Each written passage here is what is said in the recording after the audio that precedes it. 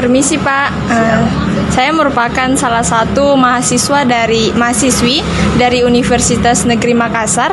Nah, tujuan saya di sini yaitu ingin mewawancarai Bapak mengenai usaha yang Bapak miliki ini. Nah, kalau boleh tahu dengan Bapak siapa? Saat Bapak Saat. Oh ya.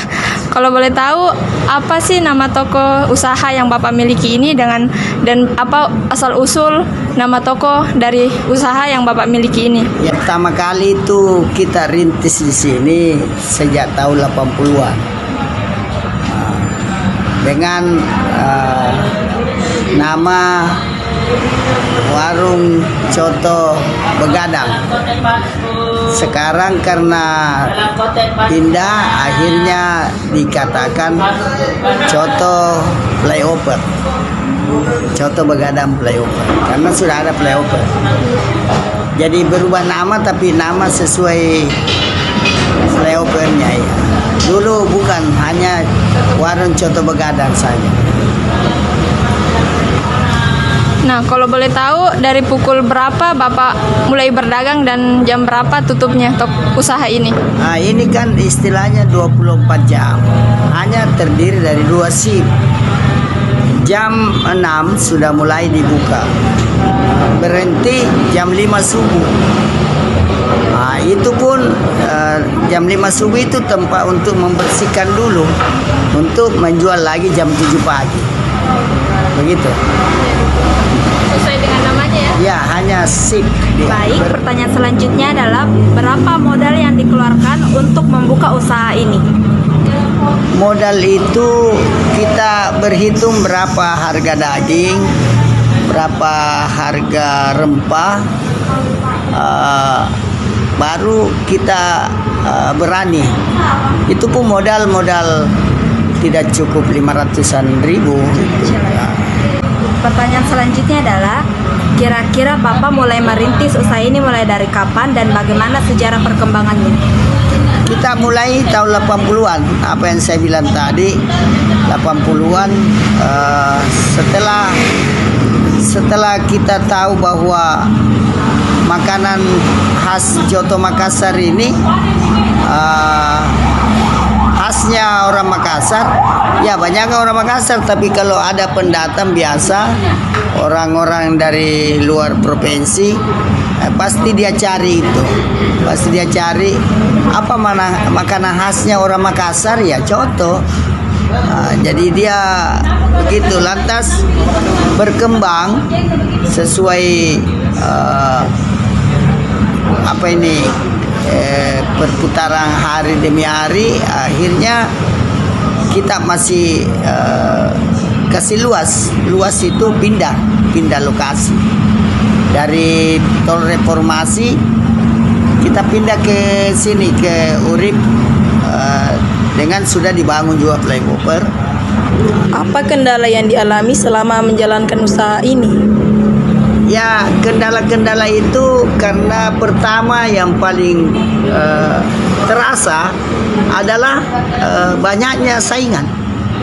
Banyak warung-warung coto terbuka. Banyak juga warung-warung yang menjadi daya tarik tersendiri konsumen itu. Contohnya ada yang kasih turun harga. Kita tidak boleh begitu. Kita bersainglah yang sehat. Kalau boleh tahu bagaimana cara untuk mengatasi masalah tersebut? Ya, kita mengatasi masalah tersebut bahwa ini kan kita mencari rezeki.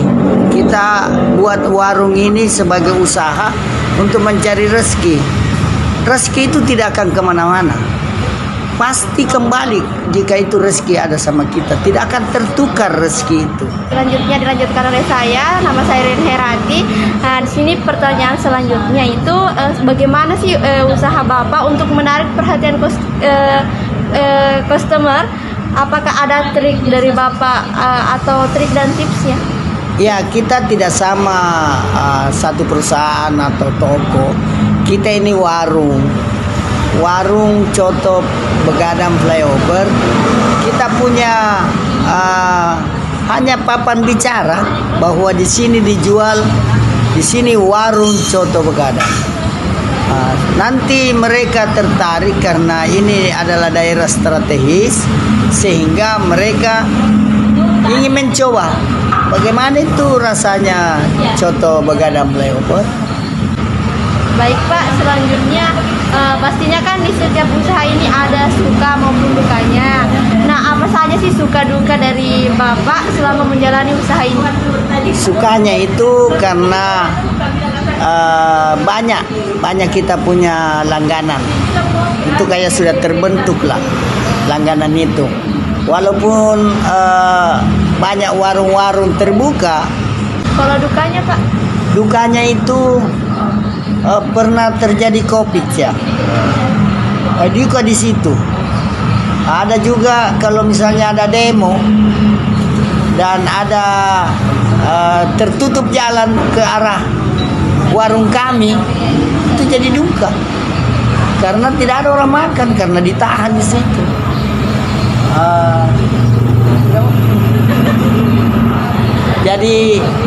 Jadi dukanya itu kalau ada demo, ada Covid dulu 2 tahun itu sama ada mungkin ada kejadian yang membuat kita kurang yang datang makan. Ya. Menurut Bapak nih, apa yang menjadi kunci kesuksesan dalam usaha ini? Kuncinya itu bahwa setiap orang konsumen itu kita anggap raja dan kita perbaiki pelayanannya. Karena walaupun kita bagus, orang tertarik apa banyak singgah kan, tapi kalau kita belum anggap bahwa konsumen adalah raja, konsumen itu akan pergi. Kita harus bagaimana menjaga bukan hanya cita rasa di sini, tapi bagaimana melayani konsumen itu sebaik mungkin supaya mereka betah dan tertarik. Baik Pak, terima kasih atas kesempatannya. Terima kasih. Terima kasih banyak sudah mau memberikan sepatah dua kata untuk kami. Nah, mungkin itu saja Pak dari kami. Terima kasih. Ya. Assalamualaikum warahmatullahi wabarakatuh. Salam sejahtera untuk kita semua.